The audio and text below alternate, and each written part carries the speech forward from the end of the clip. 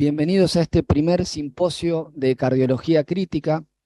La modalidad es híbrida, es decir, presencial y virtual, así que los invitamos a aquellos que estén en forma remota a que dejen sus preguntas y comentarios en el chat. Al final de la actividad va a haber una discusión. Son 4 charlas junto al doctor Bluro, estaremos representando a cardiología. Él va a hablar de enfermedad tromboembólica y yo voy a hablar de troponinas. Nos acompaña también la doctora Vanina Stanek, que es médica de planta de infectología y se va a dedicar al capítulo de las infecciones en unidad coronaria. También invitamos al doctor Ignacio Fernández Ceballo, que es coordinador de terapia intensiva, y él va a enfocar el tema de ventilación no invasiva en pacientes con insuficiencia cardíaca. Nos acompañan dentro del panel para la discusión final el doctor Rodolfo Pizarro, el doctor Guido Roveda y el doctor Luciano Lucas. Y quiero agradecer a Roche por el auspicio, a Vanessa, a Claudia, a Camila, a Pierina, al doctor Lee Barbayelata y al doctor Guido Roveda. Troponinas en el paciente crítico.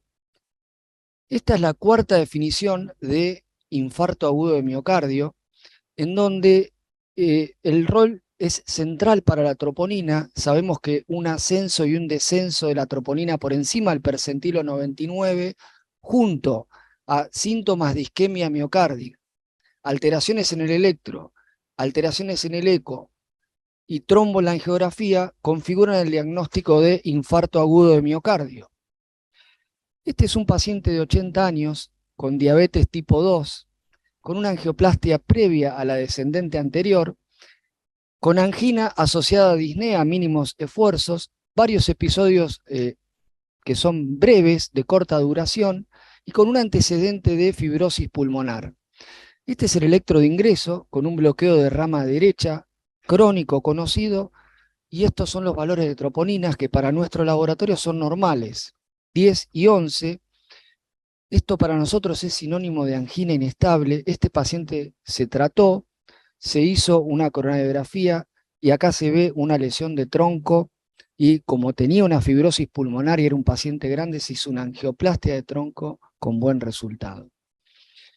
Esta es una editorial del año 2010 de Circulation, de un pionero en la enfermedad coronaria, el doctor Diamond, un personaje muy conocido dentro de la enfermedad, y en la editorial él comenta un trabajo que en su momento publica el doctor Januzzi, y es uno de los primeros trabajos de troponina ultrasensible.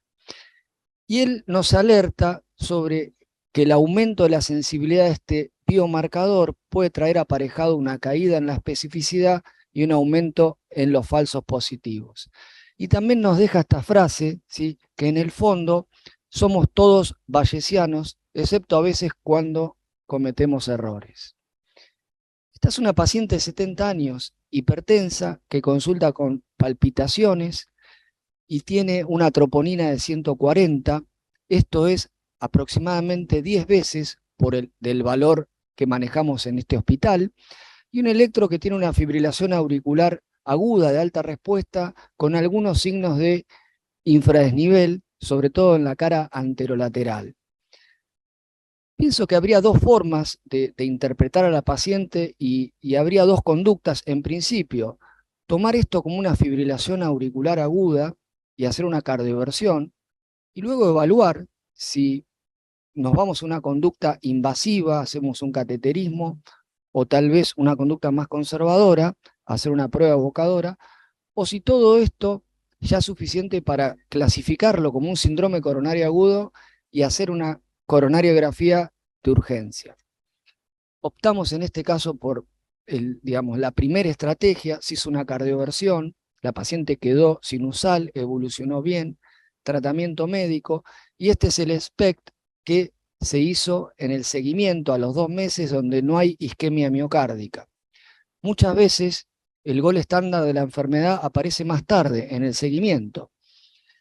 Este es un paciente masculino de 70 años, diabético y obeso, consulta con disnea, dolor anginoso de 2 horas de duración, un dolor en curso, con una troponina muy alta, 2800, para un corte de 14, y un electrocardiograma de ingreso que tiene fibrilación auricular de alta respuesta y tiene una injuria muy marcada con un infradesnivel de B1 en adelante.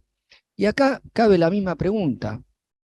¿Lo vamos a manejar igual que el caso anterior? ¿Esto es una fibrilación auricular con injuria y hay que hacer una cardioversión inmediata y CSG eventual?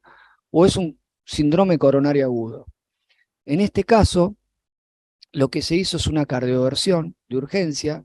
El paciente quedó en ritmo sinusal. Luego se hizo un cateterismo y se detecta esta lesión en el tronco de la coronaria izquierda. Y acá entonces es donde nos podemos posicionar, ¿no? Hay una superposición de síndromes. Por un lado está el síndrome coronario agudo y la injuria miocárdica, que está representada por todas estas causas. Estas son algunas de ellas. Y el primer caso lo podríamos posicionar acá, era una arritmia. Y el segundo caso tal vez lo podríamos ubicar en el medio, porque era un paciente con una arritmia y además tenía también un síndrome coronario agudo, y luego una discusión un poco más fina, más detallada, podrá ser si hubo un accidente de placa o si el paciente tenía una lesión severa y debido a la arritmia desencadena un infarto tipo 2. De todos modos, la conducta de una u otra forma, en este caso puntual, no hubiese cambiado y la intención fue hacer una cardioversión inicial y luego la revascularización. Este es otro caso de un paciente de 70 años que vimos en el hospital hace un par de años, que estaba hospitalizado por un trasplante de médula, estaba cursando su posoperatorio, estaba tratado con inmunosupresores y con antibióticos, y de golpe hace un cuadro agudo con hipotensión arterial, 70 de sistólica, aumento del lactato, 8, el punto de corte para nosotros es 2, y troponina muy alta. Acá se muestra la curva de troponina que de 400 se va a 1500 y trepa a 5000. Y en el electrocardiograma se aprecia que hay una fibrilación auricular de alta respuesta, un bloqueo de rama derecha que fue agudo en este caso, y no se observan signos de isquemia, y sí también se ve que tiene microvoltaje. Una sospecha de este paciente fue que tenía una miocarditis. Se hace un ecocardiograma acá donde se ve que tiene una disfunción ventricular global, que no hay regionalidad y que los espesores parietales están marcadamente aumentados, no solo del ventrículo izquierdo, sino también del ventrículo derecho. Es decir, que con todos estos elementos se configura un diagnóstico presuntivo de miocarditis. La conducta fue administrar inotrópicos, ventilación mecánica, el paciente evolucionó con hipotensión, el ácido láctico no caía, así que se le colocó un ECMO, se toma una biopsia endomiocárdica y se le da corticoides endovenosos a altas dosis rápidamente, y acá se muestra, esta es una muestra de la anatomía patológica de la biopsia, en donde se ve que el miocardio está lleno, está infiltrado por eosinófilos. Esto es una miocarditis eosinofílica. Y acá se ve la evolución luego de todo este tratamiento y luego de estar 5 días en asistencia circulatoria, en este caso en ECMO. Lo primero que se ve es cómo se recuperan los voltajes en el electro, y lo segundo, cómo mejora la motilidad global del ventrículo y se reduce el espesor de la pared. Entonces podríamos ubicar este caso acá. Es una injuria miocárdica y en este caso es una miocarditis. Esta es otra paciente de 45 años que consulta por disnea progresiva con un BNP muy alto para la edad. Hay que pensar que a esta edad se espera hasta 450, tiene 5000 de BNP y con troponina positiva de 43, en donde el laboratorio destaca cadenas livianas libres lambda en orina por 10, y en el electro se puede apreciar microvoltaje y signos de agrandamiento en la aurícula izquierda. Esta es la resonancia cardíaca de la paciente, donde se puede ver que los espesores están marcadamente aumentados, tanto en el ventrículo izquierdo y en el ventrículo derecho, y hay una gran captación de gadolinio en esta secuencia, y con todo esto se configura el diagnóstico de insuficiencia cardíaca por amiloidosis AL. Entonces este caso lo podemos ubicar acá, es otro caso de injuria miocárdica con insuficiencia cardíaca. Este es un paciente de 45 años, sin historia cardiovascular, con diagnóstico de COVID y una hipoxemia muy marcada. Este paciente debió ser ventilado. Aquí se ve la radiografía con un infiltrado muy difuso, bilateral, con 80 y 100 de troponina y con un electrocardiograma y ecocardiograma normal. Entonces acá hay que saber también que la sepsis, el distrés y en este caso el COVID pueden ser causas también de injuria miocárdica. Y este es un paper que se publicó en la pandemia en la JAC, en donde muestra la incidencia de injuria miocárdica en pacientes con COVID.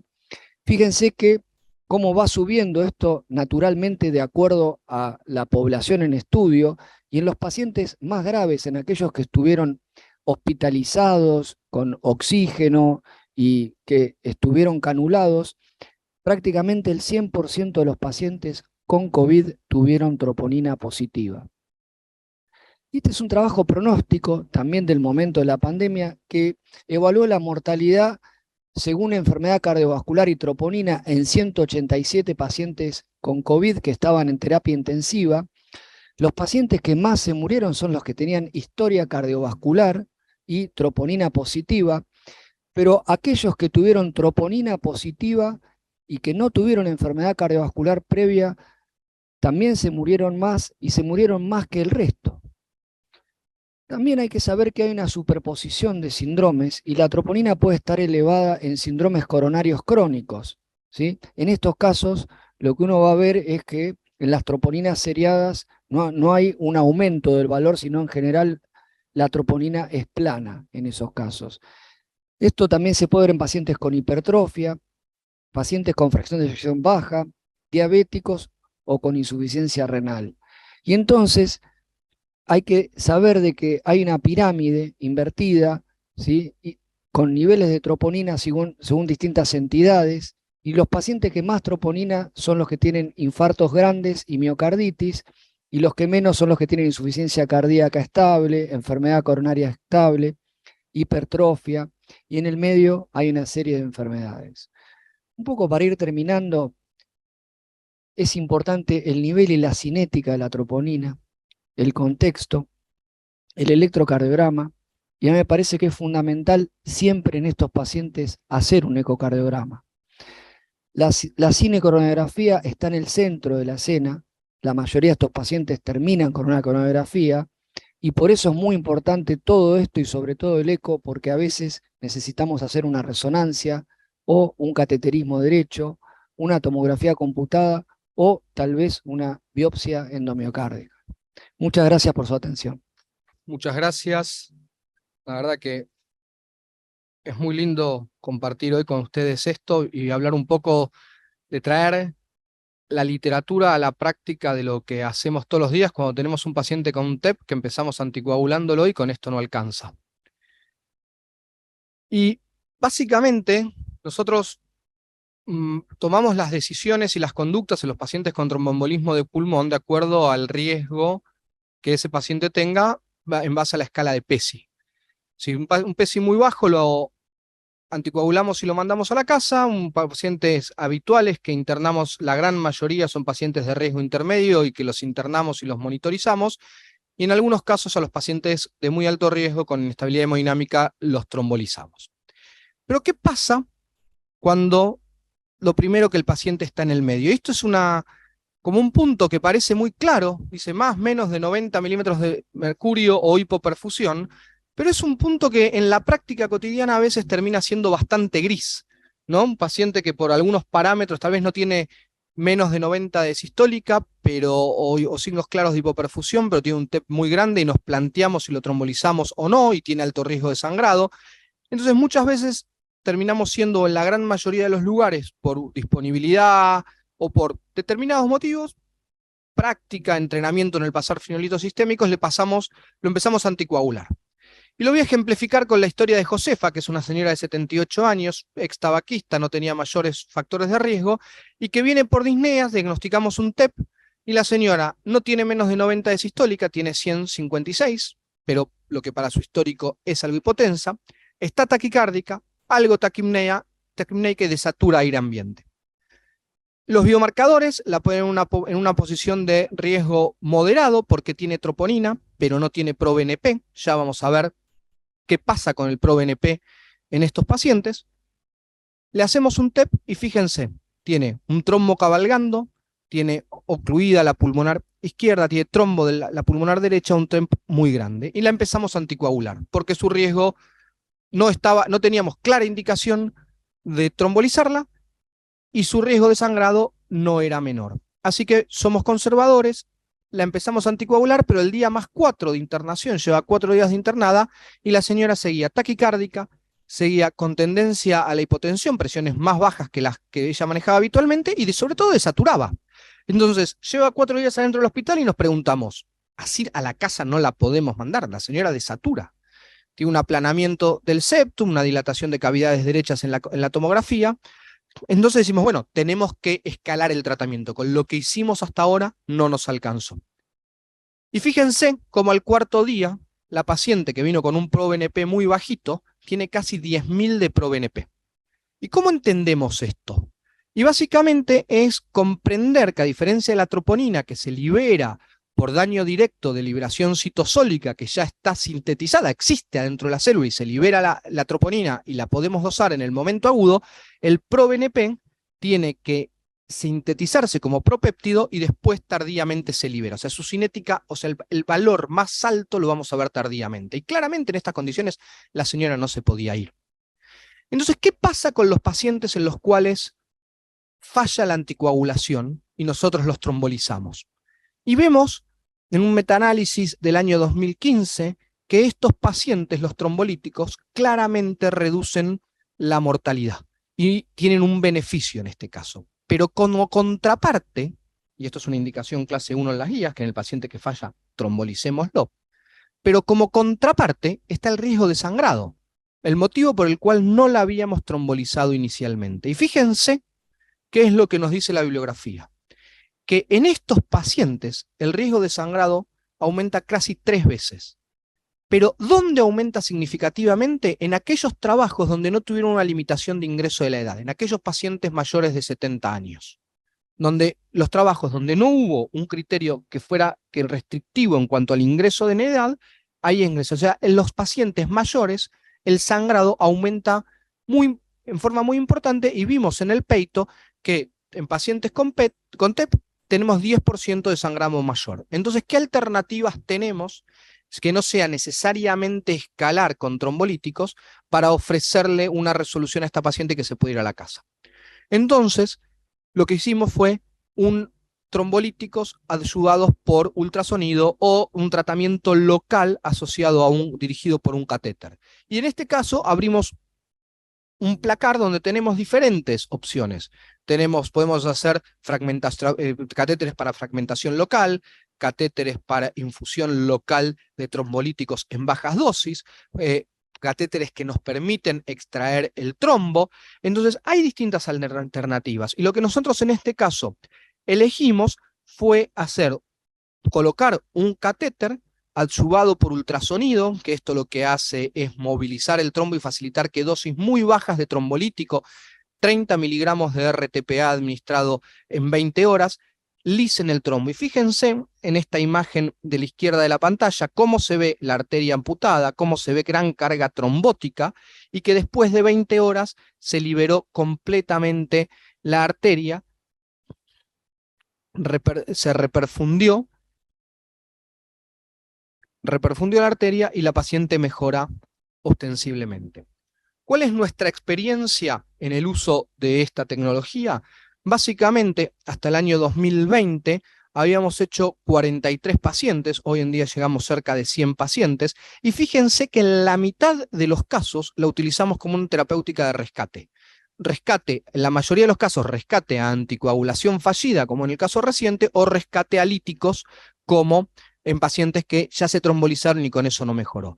¿Y qué es lo que vimos? En este caso es que los pacientes a los cuales se les lisó al subado por ultrasonido y con trombolíticos locales bajaron en promedio un 10 milímetros de mercurio la presión arterial pulmonar media. O sea, tuvieron una resolución mucho más rápida del cuadro clínico y de la hipertensión pulmonar gestionada por el tromboembolismo de pulmón. Y fíjense cómo en este caso nuevamente vemos cómo reperfunde la arteria.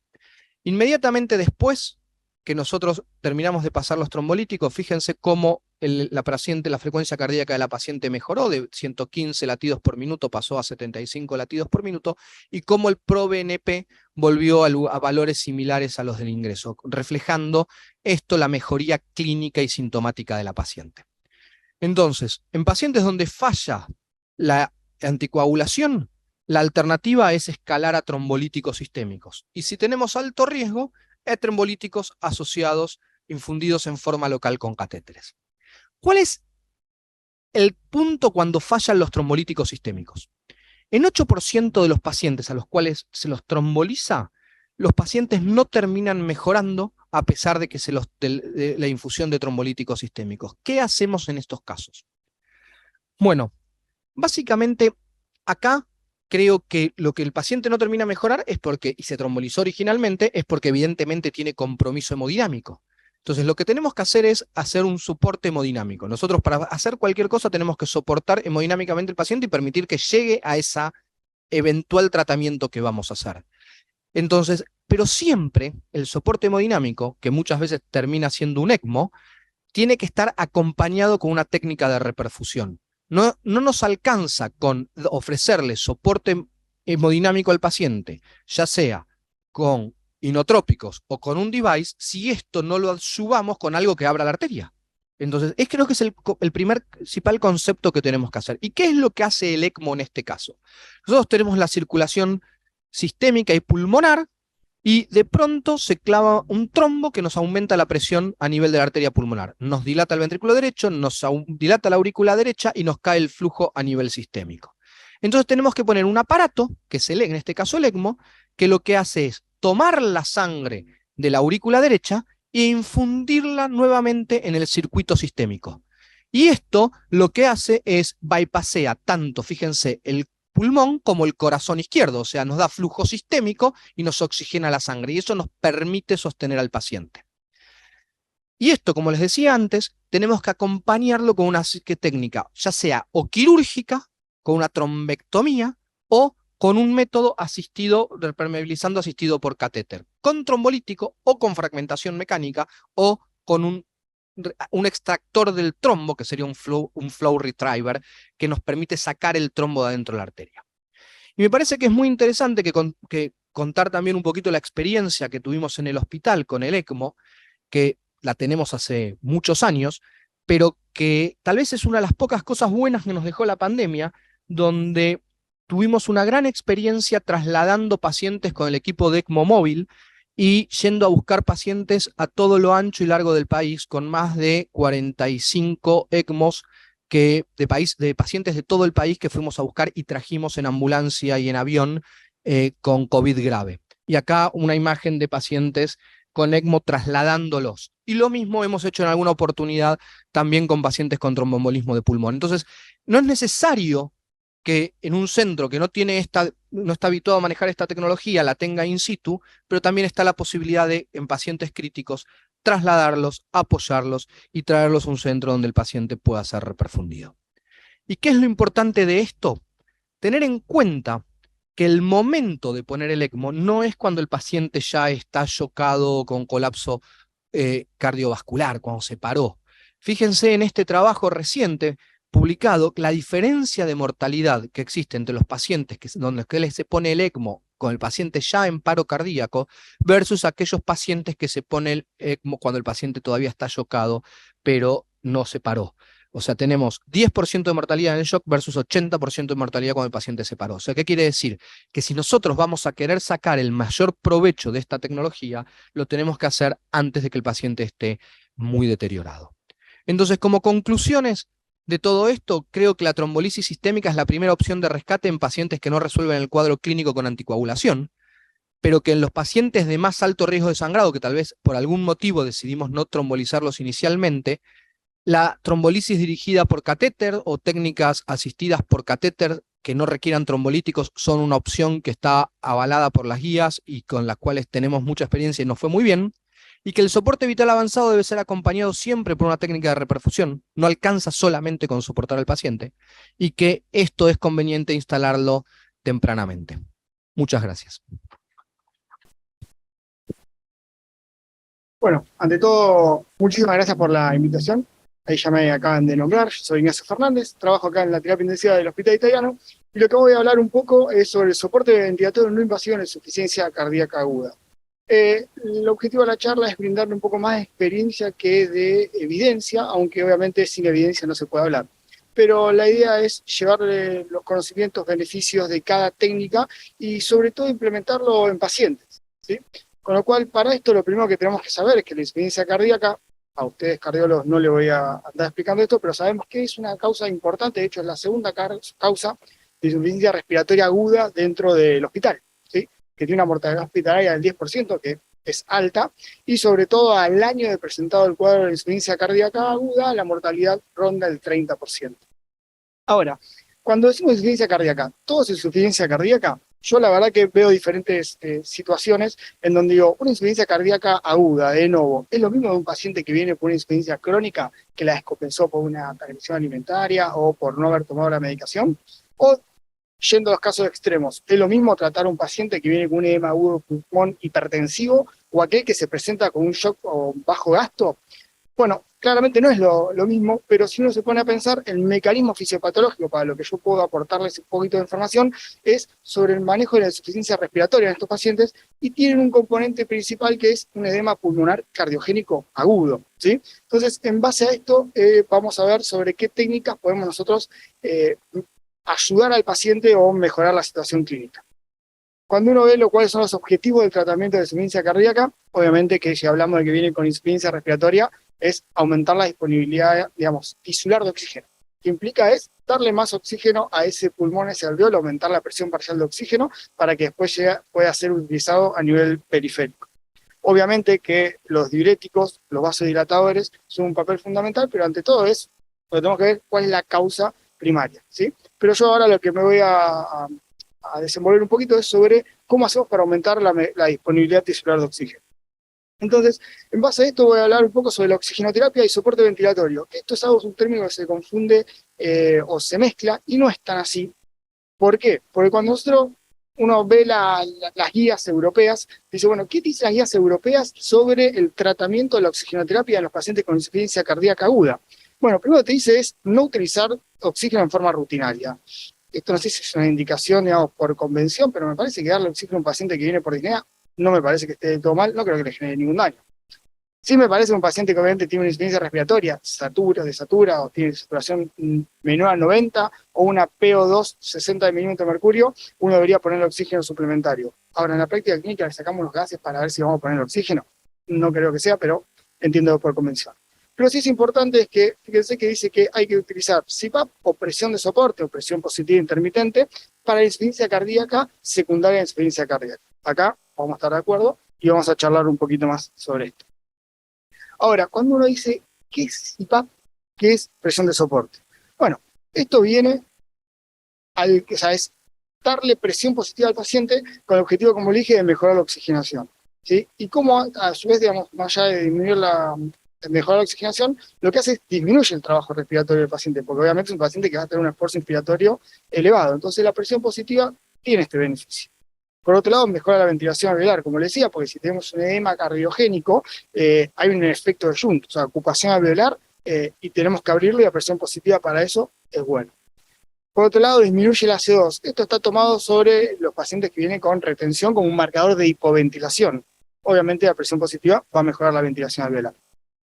Esto ya lo sabemos que, digamos, reduce el requerimiento de intubación endotraqueal en pacientes no con insuficiencia cardíaca, sino con respiratoria. Es un problema la VNI, pero que está muy descrito y tiene muy buena evidencia en el edema agudo pulmón sobre todo. Y después cuando digo disminuye la mortalidad, ¿ustedes creen que un paciente que viene por insuficiencia cardíaca, que por ejemplo tiene un infarto extenso, la VNI va a condicionar mejorar la mortalidad o no? Bueno, es difícil darle solo a esa implementación, digamos, el outcome o la potencia, es decir, mejora la mortalidad, pero claramente si lo intubo menos y puedo resolver el cuadro mucho más rápido, va a tener un efecto positivo para la evolución. Ahora, copio la imagen del trabajo porque me pareció muy, muy visual. Cuando uno habla de presión positiva o de CPAP, lo que está hablando básicamente es esto, es la máscara, digamos, buco-nasal o total face, que es la más común. ¿Cuál es el objetivo de todo esto? ¿Qué es lo que este dispositivo te permite? Es darle una buena cantidad de oxígeno, porque si dijimos que el principal digamos, tratamiento es mejorar la presión parcial de oxígeno, esto te puede dar mejorar, ¿sí? A su vez te machea el flujo inspiratorio del paciente con el flujo del aire que yo le estoy dando, ¿sí? Además que, obviamente, presión positiva te genera algún tipo de presión, digamos, de apertura alveolar. Ahora, el otro dispositivo en el cual tiene un poquito más de potencia es esto, el helmet. No sé si alguna vez lo vieron, yo tuve la posibilidad de ponérmelo, es sumamente incómodo colocarlo, pero sumamente muy tolerable a comparación de la máscara, sobre todo para pacientes claustrofóbicos. Pero implica poner un dispositivo complejo, que la mayoría son descartables. Imagínense poner un paciente con ese casco de astronauta durante 24 horas. ¿Cómo le debe comer? ¿Cómo le alimento? Obviamente que si uno va a los trabajos fisiológicos son muy lindos, te aumentan más la presión parcial de oxígeno, hace que el trabajo respiratorio disminuya porque la fuerza muscular es menor, pero hoy en día tenemos otras cosas, y creo que con el tiempo esto se va a ir corriendo un poquito de costado, y va a empezar a aparecer un nuevo efector acá, que es la cánula de alto flujo. Por la verdad no es la reta, pero el paciente, cuando uno lo ve, tiene una cánula de alto flujo, y fíjense, ya de por sí claramente yo, si me voy a elegir de comodidad, tengo la cánula de alto flujo toda la vida, puedo comer. Lo que tiene importante la cánula de alto flujo es que vamos a ver si hay tanta evidencia o tantos efectos fisiológicos para la insuficiencia cardíaca por el mecanismo de hipoxemia, que básicamente es el shunt, ¿sí? En insuficiencia respiratoria sabemos que disminuye el riesgo, o sea, la intubación, mejora ciertos outcomes, aunque COVID no ha demostrado grandes evidencias con la cánula de alto flujo. Pero una cosa fundamental, esto lo que implica es le da un aire caliente al paciente, húmedo, y sobre todo te lo da alto flujo. Imagínense un paciente que viene con un esfuerzo inspiratorio, por ahí el pico flujo inspiratorio que le estoy dando es de 60 litros. Y el paciente está respirando mucho más que eso, entonces la cánula de alto flujo permite mejorar eso. Entonces, ¿qué beneficios tiene la cánula de alto flujo demostrado? A ver si lo podemos aplicar en insuficiencia cardíaca. Punto número 1, genera, digamos, modificación de la vía aérea. Sabemos que aire frío, alto volumen, genera sequedad, tapones mucosos y obviamente colapso pulmonar. Sí te disminuye el espacio muerto anatómico, lo que hace que reinale menos CO2, con lo cual va a tener menos CO2, menos estímulo neural, va a bajar el trabajo respiratorio y en definitiva va a mejorar el consumo de oxígeno, ¿sí? Todo por aumentar la disponibilidad y por disminuir el consumo de oxígeno. Puedo darle certeramente cuál es la oxigenación, o sea, la FIO que le estoy dando al paciente. Después, acá voy a poner entre comillas esto que genera presión positiva y te genera reclutamiento alveolar. Hasta ahí lo vamos a discutir más tarde. Sí es importante que reduce el trabajo respiratorio y que le da mucho más confort al paciente. Entonces, en base a esto, lo que estaba comentando, acá pueden ver en este cuadro, donde lo que está en gris claro, esa curva es el flujo inspiratorio del paciente. Un paciente que viene con un esfuerzo inspiratorio tiene 35-40 litros de flujo inspiratorio. Ahora, si yo le pongo una canulita nasal, una máscara de reservorio, por ahí estoy dando 18 litros minutos. ¿Qué pasa? Esto lo que genera es el efecto de dilución del oxígeno. Entonces, si bien con una máscara de reservorio te ofrezco 100%, cuando vos aumentás el flujo inspiratorio, se mezcla y la presión parcial de oxígeno o la disponibilidad de oxígeno es menor. Entonces, la cánula de alto flujo sí tiene un beneficio para esto, para los pacientes de insuficiencia cardíaca, que es, le da una concentración mucho mayor de oxígeno, que es lo que a mí me importa darle a estos pacientes. Entonces, claramente esto es superior a una cánula, ¿no? Nasal o una máscara de reservorio. Ahora, si usted digo los principales beneficios que están descritos en algunas guías, dice, podría incrementar el gasto cardíaco a reducir la precardia y la poscardia. Todo está dado también, obviamente, por la presión intratorácica. Entonces, además puede reducir el shunt intrapulmonar, que en realidad si es un pasaje de derecha a izquierda sin, oxigenación y yo le estoy entregando oxígeno al alveolo, no sé cuánto lo puede reducir si es un shunt, vascular, si es un shunt, aéreo, que es ocupación alveolar, podría mejorarlo, pero a partir de presión positiva. Y después hay trabajos donde miden la cava, la vena cava inferior, y ven que los pacientes colapsan más la cava, entonces eso puede hacer que disminuya la precardia y de esa manera mejorar la falla cardíaca. Ahora, todo esto está basado en efectos PIP. pero ponen o trabajo, digamos, en cardiología. Pero ¿cuánta PIB te genera la cámara de alto flujo? Este es un cuadro que quiero que nos focalicemos arriba, donde estamos viendo la línea de arriba es a la izquierda, tenemos la parte de oxigenación en blanco, alto flujo, CPAP y la máscara como se lo presenté en el gráfico anterior. Fíjense que en el medio, la presión positiva al final de la respiración son 3 centímetros de agua. O sea que no podría atribuirle tantos beneficios a la presión positiva. Con lo cual, si yo creo que el paciente se beneficia con presión positiva, la cámara de alto flujo no sería la primera instancia del paciente con insuficiencia cardíaca. Ahora, sí, el CPAP o utilizarlo, presión de soporte, o helmet o como sea. Y cuando uno ve acá abajo, esto es un trazado de balón esofágico, para que se den una idea es cuanto más chico es la amplitud de esta, menos esfuerzo hace el paciente. Que implica que la cámara de alto flujo reduce el trabajo respiratorio a comparación del oxígeno común, pero CPAP y presión de soporte generan más alivio al trabajo respiratorio de los músculos inspiratorios. ¿Sí? Viendo lo que es la evidencia, puedo decirle que en estos pacientes, oxígeno es mucho mejor que alto flujo. Ahora, alto flujo y BNI, se lo resumo, lo único que te dice es un trabajo es de no inferioridad, o sea que es lo mismo, pero cuando el paciente está intubado y lo vas a extubar cuando resolvió la causa de insuficiencia cardíaca. Con lo cual, en el inicio agudo no hay ningún trabajo importante que te dé beneficio. Entonces, ¿qué hacemos? ¿Sigo con la realidad que estoy viendo, que es la BNI, o puedo utilizar cámara de alto flujo? Esto como la Matrix. ¿Veo la realidad o lo que realmente es? Entonces, yo le voy a decir una cosa, la práctica clínica. Si yo tengo que implementar alto flujo en un paciente de inicio, necesito un respirador, un circuito de humidificación activa, una cánula, o si no, necesito un dispositivo económicamente mucho más superior que un simple respirador y una máscara que está disponible en cualquier unidad. Con lo cual, cualquiera de las dos cosas en el primer inicio no me parece mal utilizarlo. Si uno tiene la disponibilidad, incluso se pueden utilizar los dos, ¿sí? Pero cuando uno ve costo y disponibilidad, de hecho nosotros tenemos en la farmacia hospitalaria esto, tenemos que ir y venir hasta que se arma, se pierde el tiempo y por ahí eso retrasa un poco el tratamiento.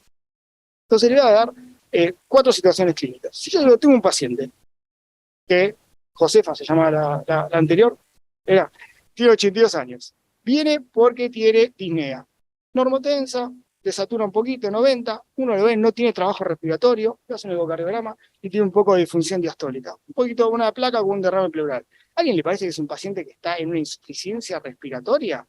A ver, técnicamente, según las guías, te dice que sí, pero por eso es un paciente que con un poco de balance negativo puede mejorarlo, no tiene ningún signo de dificultad respiratoria, con lo cual sería un paciente en el cual uno podría darle un oxígeno convencional, y obviamente esto no es, le pongo oxígeno y no hago nada más. Si escala, puedo progresar a otro dispositivo. Ahora, si este mismo paciente ya viene hipertenso, viene con 30 frecuencias respiratorias, y uno le ve que viene con un trabajo, digamos, un esfuerzo inspiratorio sobre todo, y de repente tiene una disfunción diastólica, pero ya una cava que no colapsa, tiene un reflujo vascular, es un paciente que desde el punto de vista respiratorio tengo que, además de aumentarle la disponibilidad de oxígeno, bajar un poquito el esfuerzo inspiratorio, ¿sí? Y con 140 sistólica por estos pacientes no me parece que sea algo tipo hipertensivo, ¿no? Entonces, ¿puede ser una paciente que podría andar con cámara de alto flujo? Sí, claramente puede andar con alto flujo, o podríamos empezarlo. Lo importante es siempre que se instale una terapéutica, controlarlo. Ahora, si yo te digo otra situación en la cual este mismo paciente ingresa con una disnea severa, 200 de sistólica, 35 por minuto, con un esfuerzo inspiratorio y expiratorio, desasosiego, un ecocardio que tiene una disfunción moderada, una vaina cava que no colapsa y una placa con reconstrucción. A este paciente le parece que si uno lo ve es algo que es un poquito de insuficiencia cardíaca, es algo que está a mayor. Y de hecho creo que si uno piensa podría tener un edema agudo de pulmón, ¿sí? Un aumento de la poscarga. Bueno, acá necesitamos bajar cuanto antes el trabajo respiratorio. Y lo que vimos que lo mejor que te lo baja es la BNI, ¿sí? Con lo cual digo podrías utilizar BNI cánula de alto flujo. Ahora me parece que cuando uno ve cuál es la gravedad y qué sabemos de qué mejora, creo que la BNI es una primera instancia. Ahora, hay pacientes que no toleran la BNI, pues justamente una de las cosas muy complejas es tolerarlo. Entonces, disminuirle, sacarle BNI, no lo tolera, voy a alto flujo, o hasta incluso hacer algo combinado, son cosas no invasivas. Con lo cual me parece que podría ser un paciente que podría utilizarse o mejor con cualquiera de los dos. Y por otro lado, un paciente que ya viene con un estupor hipotenso, que tiene piel fría, sudorosa, 40 por minuto, que está con una respiración superficial y que uno cree que puede tener un shock cardiogénico, acá no vamos a andar pensando si la cámara de alto flujo es más confortable, me parece que tenemos que aumentar la disponibilidad de otra manera. De hecho, ha presentado casos donde por ahí necesita un dispositivo tipo ECMO o lo que sea, pero me parece que es un paciente donde uno tiene que utilizar ya ser más agresivo. Acá todo lo no invasivo me parece que va de lado y me parece que hay que ir directamente a lo invasivo. Ojo, este paciente sí se va a beneficiar cuando nosotros queramos empezar con el Winning y sacarle la ventilación mecánica, reduce hasta un 30% el riesgo de reintubación por falla en la extubación en pacientes con insuficiencia cardíaca. Y lo único que sí tenemos en evidencia es que PNI y CAF tienen la misma, digamos, el mismo beneficio. Entonces, esto es un trabajo que habla sobre cómo distribuir, o digamos, como un algoritmo de cómo manejarlo, y fíjense que pone como primera línea, según el edema agudo de pulmón, ni hablar en los pacientes de POC, acá intenté hacer todo que sea más claro para la cardiología, o hasta incluso pone algunos pacientes con shock cardiogénico. Pero si no lo tolera, lo lleva a una ventilación mecánica, o viceversa, si no empieza con oxigenoterapia, va a CPAP. Y fíjense donde de vuelta la cánula de alto flujo empieza a luchar un poquito con la ventilación no invasiva. Con lo cual la experiencia es, creo que el dispositivo va de la mano de la gravedad del paciente y sobre todo el mecanismo fisiopatológico que está llevando al paciente a esa situación. Así que, sin más, le doy las gracias por la participación. Buenas tardes a todos. Quiero agradecer al Servicio de Cardiología por la invitación y por haber incluido este tema sobre la fiebre y el uso de antibióticos en la unidad coronaria, porque creo que no hay día en el que no hablemos entre infecto, cardio o infecto y terapia intensiva sobre el uso de antibióticos, cuándo empezar, o si ya están instaurados, qué hacer después. Así que bueno, ante todo, gracias por la invitación. Yo soy infectóloga acá del hospital y vamos a tratar de sacar algunos conceptos de este tema. Básicamente, muchos de los trabajos que uno va a leer están hechos en pacientes de unidades de cuidados intensivos en general y no específicamente de la unidad coronaria, pero en estos pacientes está descrito que básicamente la mitad en algún momento de su internación van a tener fiebre. Entonces, además de eso, los pacientes que hacen fiebre en el paciente crítico tienen más mortalidad, también es alguna asociación que se encontró por ahí.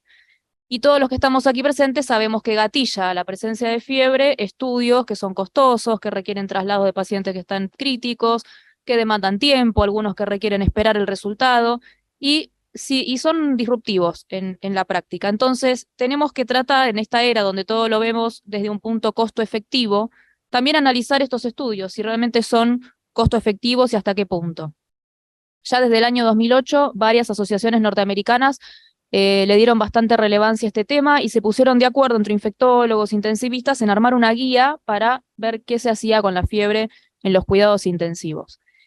Y para definir, en principio, fiebre ya arrancamos mal porque es imposible encontrar un consenso. Vamos a encontrar que algunos hablan de 38 grados, otros de 38,3, otros que piden 2 registros, y el neutropénico, que es algo aparte, ¿no? Entonces, hay muchas variables por lo que un paciente puede tener fiebre. Estamos en un lugar donde no es un paciente que va a estar como en el ambulatorio, ¿sí? Tiene colchones especiales, luces especiales, una temperatura ambiente regulada todo el tiempo, máquinas de circulación extracorpórea, de diálisis, todo esto cambia la temperatura del paciente. Así que lo que sí sabemos es que en 36 y 37,5 es un rango por el cual se van a manejar la mayoría de los pacientes para hablar de temperatura normal, con alguna variación durante el día. La mayoría hablan de 38,3 como punto, pero van a encontrar publicado de todo. Entonces, ¿cuándo definir si cuando aparece algún registro que nos preocupa, porque no es habitual en el paciente, es una respuesta normal a algo que esté sucediendo o es una infección? Y básicamente, este gráfico lo que nos muestra, sin demasiado detalle, es, sea por una bacteria, ¿sí?, que rompe el epitelio, o sea por un daño, como puede ser una cirugía, básicamente el camino de citoquinas proinflamatorias termina siendo el mismo, ¿sí? La 1, la 6, el factor de necrosis tumoral, todo lo que lleva a la elevación de la fiebre. Y dentro de las causas, fíjense que, por ejemplo, en esta revisión hablan de 38 grados. Dice, bueno, cuando un paciente crítico tiene 38 grados o más, vamos a definir primero si es una hipertermia o una pirexia. Básicamente, hipertermia es para otro capítulo, son esos síndromes un poco más raros que vemos por suerte poco, como síndromes neurolépticos malignos, hipertermia maligna, tirotoxicosis, cosas que para esto en este momento no nos aportan para este tipo de charla, pero si nos vamos a la derecha, a lo que es la pirexia, la fiebre del paciente crítico, lo que más nos importa es esta parte del medio entre fiebre infecciosa y no infecciosa. Y para ambas, si viene de la comunidad o se instaura dentro del hospital. Todos los aquí presentes vemos que dentro de las causas no infecciosas tenemos flebitis, reacciones a transfusiones, hemoderivados, hematomas posquirúrgicos, esa fiebre posoperatoria que nos cuesta definir si es benigna o si es infecciosa, y otras un poco más infrecuentes, trombosis, fiebre por drogas. Y por el otro lado, lo que más nos asusta, que es infección del sitio quirúrgico, neumonía, sobre todo asociadas a ventilación mecánica, infecciones por catéter e infección urinaria. Entonces, ¿cómo hacemos para evaluar entre estas dos cosas dónde estamos parados? Lo que consensúa la mayoría de las revisiones y de los expertos y la evidencia que tenemos, que hay mucho trabajo retrospectivo, pero es lo que más abunda, es que la evaluación no puede ser que un paciente tenga fiebre y pedir 5 estudios que sean hemocultivo, aspirado traqueal, urocultivo y para todos por igual. Entonces ahí, para que esto sea costo efectivo, tiene que ser después de ver al paciente, después de interrogarlo si es que se puede, y de revisarlo, hacer una evaluación que sea sistemática, prudente, guiada por la clínica y de esa manera lograr que sea costo efectiva. Todos queremos confirmar la etiología de la fiebre, ¿sí? De la manera más eficiente y más rápida y descartar aquellas patologías que tienen alta morbimortalidad, ¿sí? Seguro que los picos febriles aislados no hay que evaluarlos, digamos, como un problema terapéutico, sino como diagnóstico, ¿sí? Si yo tengo un pico febril aislado, no hay que salir corriendo a hacer demasiado en un paciente estable, podemos estudiarlo, pero no tiene que ser un reto terapéutico para nosotros. Con respecto a las muestras, solo voy a mencionar la más frecuente, que es la de hemocultivos, porque es lo primero que sale cuando un paciente tiene fiebre, y sabemos que cuando uno no puede confirmar una patología no infecciosa, porque no veo una flebitis, es decir, no veo que sea después de una transfusión, ¿tiene valor tomar hemocultivos? Seguro que sí. Ahora, el rédito es variable. Fíjense, el rédito es muy amplio. No es lo mismo un paciente con shock séptico, donde casi el 70% va a tener rédito, que una celulitis, donde incluso si el paciente tuvo una fiebre y no volvió a repetir, no tiene ni siquiera sentido cultivarlo, porque el rédito es muy, muy bajo. Otro dato importante es que ni la fiebre aislada ni la leucocitosis de todos estos trabajos que les menciono impresionan ser predictores de procesos infecciosos, pero sí los escalofríos y para predictor de hemocultivo negativo que el paciente no tenga signos de inflamación sistémica es algo muy bueno. O sea que ese paciente que tiene fiebre y lo que nosotros llamamos pirogenemia es el paciente que más rédito tenemos y que tenemos que cultivar. Y si el paciente no tiene compromiso sistémico, si tiene un síntoma de una infección periférica, no tiene mucho sentido cultivar, ¿sí? Bien, la mayor sensibilidad para los hemocultivos va a depender del volumen de la extracción, por eso somos un poco insistentes en tomar los 10 mililitros, obvio, siempre que se pueda, y siempre valorar hacerlo antes del antibiótico, porque ese antibiótico nos va a modificar ese resultado. Y acá entramos en la fiebre posoperatoria, que tiene que estar en este capítulo porque dentro de la unidad coronaria es frecuente. Es un fenómeno muy común después de las primeras 48 horas por el tipo de cirugía, por las máquinas que se utilizan, las transfusiones que se realizan. Es algo que uno va a esperar en las primeras 48 horas. Esto no pasa en otros pacientes de una unidad de cuidados críticos. Entonces, fíjense la incidencia alta, 60-70% en cirugías mayores. Ahora, de todas estas, solo un 13% se puede confirmar aproximadamente de etiología infecciosa. Y las cirugías valvulares parecerían ser las que tienen mayor incidencia y aquellas que utilizan bomba en la cirugía. Bien, dentro de las primeras 48 horas hay bastante consenso que la fiebre, digamos, si no tiene una manifestación clínica evidente, suele ser no infecciosa. Excepto que uno vea, por ejemplo, una herida posquirúrgica que está infectada, claramente infectada, que es una de las primeras cosas que tenemos que ir a ver después de una cirugía, donde hay gérmenes que son tremendamente patogénicos o virulentos, como decimos, como el piógenes y el clostridium, que sí pueden hacer un desastre en 48 horas, pero por lo general esto es infrecuente. Ahora, en un paciente posquirúrgico que no tenía fiebre y al tercer, cuarto día empieza a tener fiebre, ahí tiene que estar el ojo puesto para buscar una infección. Entonces, dentro de las primeras 48-72 horas es un fenómeno esperable. Hay que pedir estudios, sí, pero dirigidos al examen clínico, y si no encuentro una justificación, puedo hacer unos hemocultivos, pero los antibióticos me los voy a reservar para pacientes donde yo tengo una manifestación clara de una infección o en un paciente que tiene una descompensación hemodinámica. Ahora, en más de 72 horas, 48-72 horas en adelante, no es un fenómeno habitual, sobre todo si no venía con fiebre. Ahí sí o sí voy a tomar hemocultivos más cultivos de lo que me vaya guiando el examen clínico, sea un aspirado traqueal, sea un urocultivo. Y antibióticos empíricos se suelen recomendar, pero cuando la fiebre no es un pico solamente o 2 picos aislados, estamos hablando de una fiebre instaurada o cuando tengo una infección muy clara. Por ejemplo, una celulitis que es visible, digamos, una neumonía asociada a ventilación mecánica clara, en esos casos no hay duda que hay que empezar. Bien, siempre interrogar al paciente y si no es posible a los familiares cuando hay una fiebre posquirúrgica, sobre todo precoz, para ver si el paciente no traía algo desde antes. Esto es algo que se suele hacer, pero los pacientes por miedo a que le pospongan la cirugía muchas veces no nos terminan confesando alguna situación, alguna gripe o algo que para nosotros puede ser crucial al momento de valorar esa fiebre en el posquirúrgico. Y siempre de iniciar un antibiótico van a ser de amplio espectro porque están adentro de una unidad cerrada, así que de alguna manera estamos obligados a las 48 horas a reevaluar dos cosas. Primero, que siga necesitando el antibiótico y después si necesita los mismos antibióticos o si puedo bajar o si tengo que subir, porque a veces uno calcula el esquema empírico y resulta que, digamos, somos humanos, nos podemos quedar cortos. Bien, sobre estudios complementarios, algunos datos relevantes, los leucocitos y la proteína C reactiva, que la utilizamos y mucho, tiene después de una cirugía un aumento y un pico dentro de los primeros 3 días, así que no nos podemos basar mucho en eso. Es normal que un paciente operado haga leucocitosis, ¿sí? Y que tenga predominio de neutrófilos de formas inmaduras. Lo que no es habitual es que lo haga después, 4º o 5º día. Los hemocultivos, considerar si son negativos, siempre nosotros vamos y miramos a qué hora recibió el antibiótico y a qué hora le tomaron los hemocultivos, porque si son negativos y el paciente realmente parece estar infectado, tenemos que pensar que puede ser un falso negativo.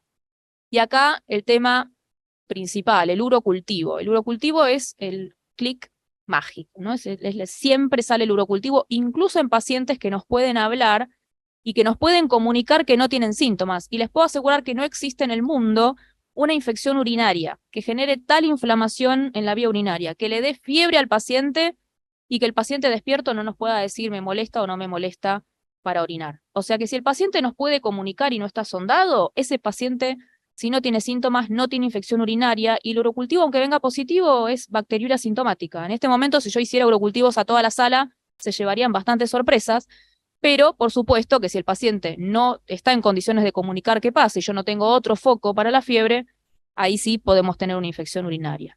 Y por último, la procalcitonina hace su pico después de todas las cirugías mayores a las 24 horas y retorna entre el 3er y 7º día a valores habituales. Así que también acá es importante recalcar no solamente el valor aislado, sino en todo caso, si la vamos a usar, la curva que hace ese paciente. Pero la procalcitonina es todo un capítulo también, no tendría que ser nuestro pilar al momento de decidir el inicio de un antibiótico. Y por supuesto es rápidamente afectada por el inicio de antibióticos, así que si yo empiezo un antibiótico, al día siguiente probablemente ese valor ya se modifique. Este es un gráfico bastante didáctico que publicó un grupo español, sobre todo para lo que es bacterias multiresistentes, pero es bastante claro para decirnos que desde el momento que se instaura una infección, no todas, pero pueden progresar con signos de inflamación sistémica, sepsis e incluso shock séptico. Y todos sabemos que en algún momento del shock séptico, aunque hagamos lo mejor que tengamos a mano, pongamos toda la maquinaria encima, pongamos todos los mejores antibióticos, podemos llegar a ese punto de no retorno. Entonces, ¿tenemos que ser agresivos siempre? Bueno, fíjense que la sobrevida cambia drásticamente según dónde estamos situados. Y en esas primeras horas o primeros días que aparece la infección, no necesariamente tenemos que ir a poner 5 antibióticos juntos, tenemos margen de error para actuar. Y esto es algo que está en la era de la multiresistencia, de las KPC, de las MBL, cada vez más en auge. Es decir, tenemos ese margen de error que nos permite poner un empírico que puede fallar. Y esto hay que decirlo, porque si yo le pongo a todos vancomicina, meropenem, colistin, y si está colonizado, ceftazidima y Bactam, no voy a fallar probablemente en ninguno, pero no podemos seguir haciendo eso porque nos estamos quedando sin antibióticos. Entonces hay que manejarse con este margen de error, donde sabemos que una vez que el paciente empieza con signos de inflamación sistémica, el margen de error deja de existir. Y donde ya después en la sepsis no nos podemos equivocar y en el shock séptico ni hablar, no puede existir ningún error. Entonces, sepsis o shock séptico, dentro de la hora deben recibir antibióticos, y agrego que sean no solamente antibióticos, sino antibióticos efectivos, ¿sí? Acá va a haber varias cosas para definir un esquema antibiótico. En pacientes que dialogando con el cardiólogo o dialogando con el intensivista nos dicen, este paciente, como decimos, no tiene resto. O sea, si este paciente tiene una neumonía, yo acá, el paciente, vamos a decirlo, no zafa, no me puedo equivocar. Y ahí, para nosotros, el margen de error también se achica. Cuando hay una evidencia clara de infección, tampoco tengo que esperar. Y en las emergencias infecciosas, como la meningitis o la neutropenia febril, aunque no estemos, digamos, con estos criterios de SIRS, también son emergencias infecciosas y por el daño que generan tenemos que apurarnos. Para nosotros los infectólogos nos tuvimos que familiarizar con esto, odiamos los scores, sobre todo el SOFA, para meter valores de bilirrubina, de creatinina, no lo hacemos nunca, pero sí tenemos que empezar a amigarnos con cosas que sean prácticas al lado de la cama del paciente, y el Quick SOFA para nosotros nos vino a tirar una mano, por lo menos para hacer un screening inicial y decir, bueno, cumple criterios de sepsis, no me puedo equivocar. Después, siempre tenemos tiempo para reevaluar, pero es una forma que tenemos y que incluso desde Inés Staneloni ya desde hace varios años viene trabajando en esto para que no se nos escapen estos pacientes. Entonces esta es la balanza que tenemos todos los días. No queremos fallar, queremos poner un esquema que no recurra, que no falle, queremos poner todo lo mejor, pero del otro lado tenemos los costos, tenemos los efectos adversos, tenemos la diarrea por Clostridium, que después terminan generalmente en el piso con esas diarreas que recaen y bueno, tienen reinternaciones y complicaciones. Desarrollo de otros gérmenes porque somos un nicho, nosotros no nos vamos a poder dar antibióticos a quedar estériles en el intestino ni en la piel, o sea, lo que no ocupa un germen lo va a ocupar el otro, entonces si yo mato determinados gérmenes voy a tener enterococo, cándida, KPC, MBL y desarrollar multiresistencia. Entonces esta es la balanza que tenemos en la cabeza todos los días. Entonces si tengo que definir un tratamiento empírico, lo mejor es pensar en estas tres cosas. Por un lado, la ecología local. Hay datos nacionales, pero les diría que son de poca utilidad porque cada centro tiene una flora distinta. Y lo que yo les puedo decir que usamos en una neumonía o en una infección urinaria en la unidad coronaria, ya les digo que no sirve en la terapia intensiva. Entonces, dentro de un mismo hospital, además, si yo puedo tener datos locales de la unidad donde trabajo, es lo que más valor tiene. Puedo tener un brote por serratias neumonías en la unidad coronaria y que la terapia intensiva no se haya enterado, ¿sí? Por un lado la ecología local, por otro lado la ecología del paciente. Los bichos que el paciente ya tuvo probablemente los pueda volver a repetir, sobre todo si están en el mismo sitio anatómico. Y además, factores de gérmenes multiresistentes, ¿sí? ¿Está operado? ¿No está operado? ¿Cuánto hace que está internado? ¿Tuvo antibióticos previos? Si ya hizo 5 cursos de imipenem, no debería empezar con pipertazo. Bien. Y fíjense, para terminar, les dejo un ejemplo de por qué uno no puede dar una receta universal, y está mal que se haga eso, porque dentro de nuestro hospital, fíjense como, por ejemplo, para una neumonía intermedia, que es un paciente que tiene entre 4 y 6 días de internación, depende si está en el 4º piso de la terapia intensiva, en la planta baja en la unidad coronaria, en la terapia intermedia que ahora está en el otro edificio, o en San Justo, tiene distintos esquemas empíricos. Y esto es porque se relevan los aspirados traqueales de las diferentes unidades para diferentes días de internación y se definen diferentes esquemas antibióticos. Entonces, no hay una receta única, hay que trabajar en el día a día. Como conclusiones, hay que abordar la problemática de la fiebre en forma juiciosa, como hacemos tantas otras cosas, pedir muchos estudios sin focalizar en la problemática del paciente tiene bajo rendimiento y alto costo. La fiebre posoperatoria dentro de las primeras 48 horas, recuerden que probablemente sea no infecciosa. Cuando hay una fiebre de más ya de 2-3 días, sí tenemos que empezar a pensar en infección, sobre todo si no existía antes. Ante el inicio de antibiótico terapia de amplio espectro, que está bien que así sea, reevaluar siempre a las 48 horas, necesidad o ajuste para bajar o para subir, y optimizar los cuidados pre- y posoperatorios para evitarnos todo este dolor de cabeza de las infecciones. Bueno, muchas gracias por su atención.